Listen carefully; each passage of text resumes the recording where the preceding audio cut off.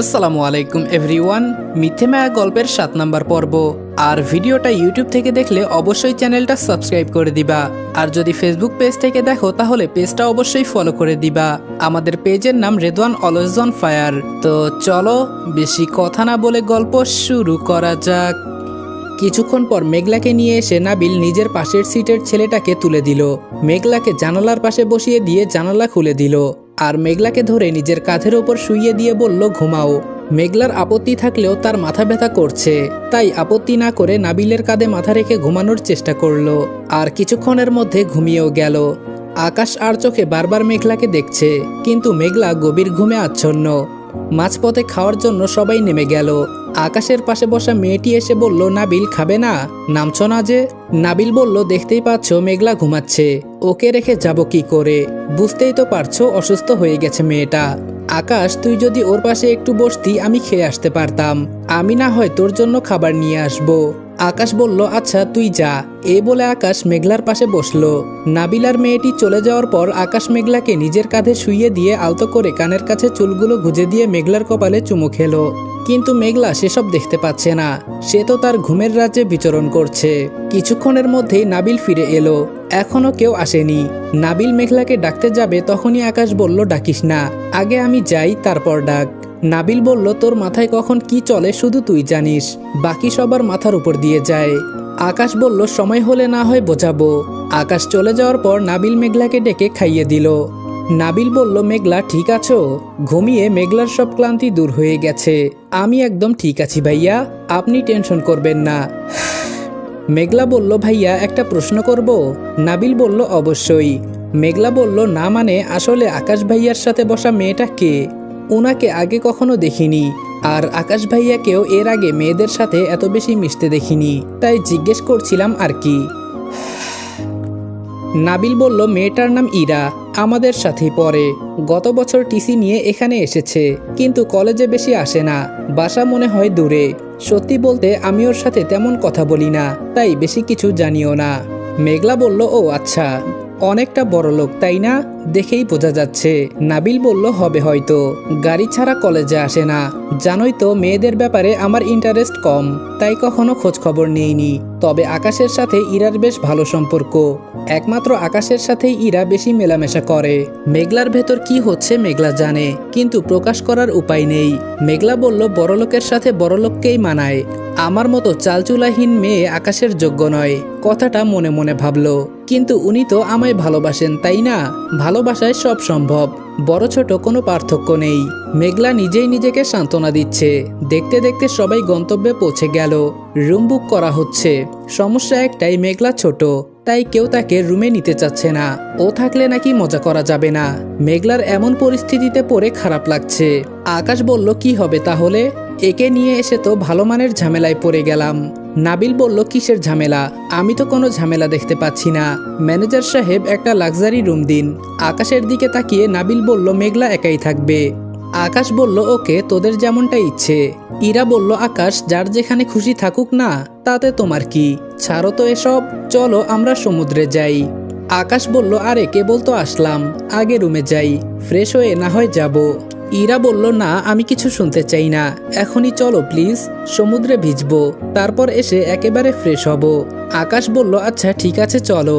যাওয়ার জন্য ইরা আকাশের হাত ধরল। দৃশ্যটা দেখে মেঘলার মুখটা একদম মলিন হয়ে গেছে, চোখটা ছলছল করছে। আকাশের হাত ধরে ইরা যেই যেতে যাবে তখনই নাবিল বলে উঠল, এই আকাশ দাঁড়া, তোরা হানিমুনে আসিসনি যে একা একা ঘুরতে যাবি, গেলে সবাই একসাথে যাব।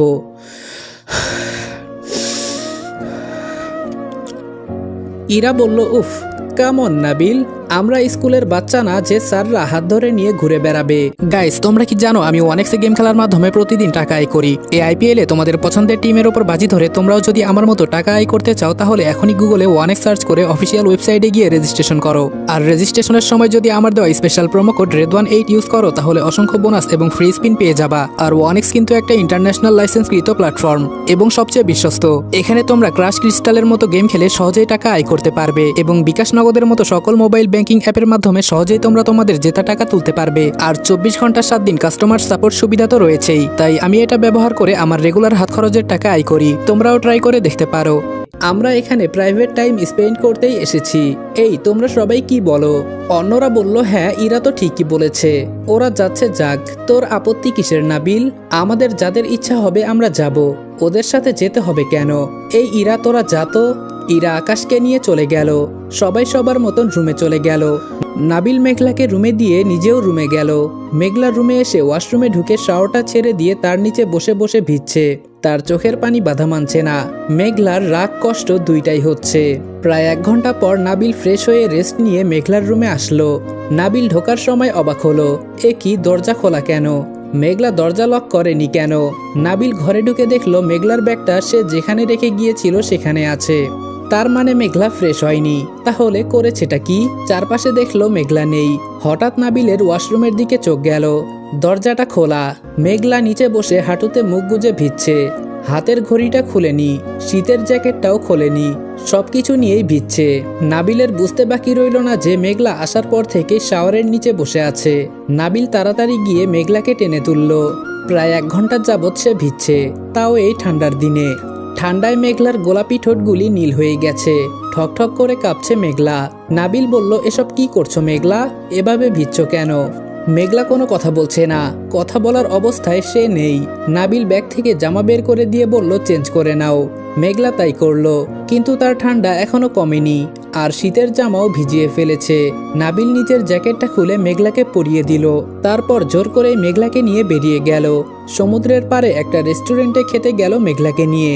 ওরা বসে খাচ্ছিল, তখনই আকাশ আর ইরাও সেখানে আসলো। আকাশ মেঘলার পরনে নাবিলের জ্যাকেট দেখে একটু হাসলো। আকাশ বলল, তুই বা আমার চেয়ে কম কিসে মেঘলা? ভালোই তো আছিস নাবিলের সাথে। আচ্ছা দেখি তুই কতটা নিতে পারিস। কথাটা মনে মনে বলল। আকাশ খাবার অর্ডার দিল, আর খাবার দেওয়ার পরে আকাশ ইরাকে খাইয়ে দিতে শুরু করলো।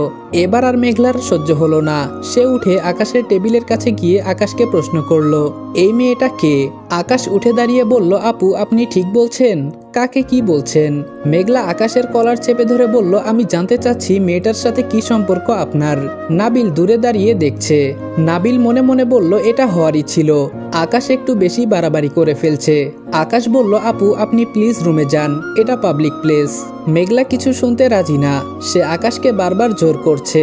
আকাশ ভালোভাবেই মেঘলাকে বোঝানোর চেষ্টা করছিল, কিন্তু হঠাৎ ইরা একটানে মেঘলাকে ছাড়িয়ে নিয়ে একটা থাপ্পড় বসিয়ে দিল মেঘলার গালে। মেঘলা অবাক হয়ে আকাশের দিকে তাকালো, কিন্তু আকাশ কিছু বলছে না। নাবিল তাড়াতাড়ি এসে বলল, ইরা কি করলে এটা? ইরা বলল, যেটা আমার করার কথা ঠিক সেটাই করেছি। তোমার জিএফ যদি আমার বয়ফ্রেন্ডকে নিয়ে টানাটানি করে তাহলে আমাকে তো একটু অসভ্য হতেই হবে। ইরা বলল, আকাশ চলো তো এখান থেকে, যত সব ফালতু মেয়ে। আকাশকে নিয়ে ইরা চলে গেল। মেঘলার এই ধাক্কাটা সহ্য হলো না। সে মাটিতে বসে কাঁদতে লাগলো। নাবিল বলল, শান্ত হও মেঘলা, প্লিজ শান্ত হও। মেঘলা বলল, ভাইয়া মেয়েটা কি বলে গেল? ওই মেয়েটা আকাশ ওনার বয়ফ্রেন্ড। বলুন না আমি ভুল শুনেছি, তাই না? কিন্তু মেয়েটা আমায় মারলো। আকাশ তবু কিছু বলল না কেন? আমি স্বপ্ন দেখছি, তাই না ভাইয়া? এসব মিথ্যা। আকাশ আমায় ঠকাতে পারে না, এসব কিছুতেই হতে পারে না। নাবিল মেঘলাকে কি বলে সান্ত্বনা দিবে বোঝাতে পারছে না। নাবিল বলল, আকাশ কি চাইছিস তুই? কেন এসব করছিস? ও এসব কিভাবে মানবে? আমারই তো সহ্য হচ্ছে না। মেঘলা মেয়েটা যে পরিমাণে জেদি, যদি কোনো অঘটন ঘটায় সহ্য করতে পারবি তো? না, কিছু ঘটার আগে আমাকেই কিছু একটা করতে হবে। নাবিল বলল, উঠো মেঘলা। নাবিল বলল, মেঘলা কে কার জিএফ সেটা কি মুখে বললেই হয়ে যায়? ও তো এটাও বলল যে তুমি আমার জিএফ, তাই বলে কি সেটা সত্যি? মেঘলা বলল, মিথ্যাই যদি হবে আকাশ কেন প্রতিবাদ করলো না? কেন বলল না ও আমায় ভালোবাসে? আচ্ছা ভাইয়া, আমি কি দেখতে খুব খারাপ যার কারণে আকাশ আমাকে প্রেমিকা হিসেবে পরিচয় দিতে পারে না?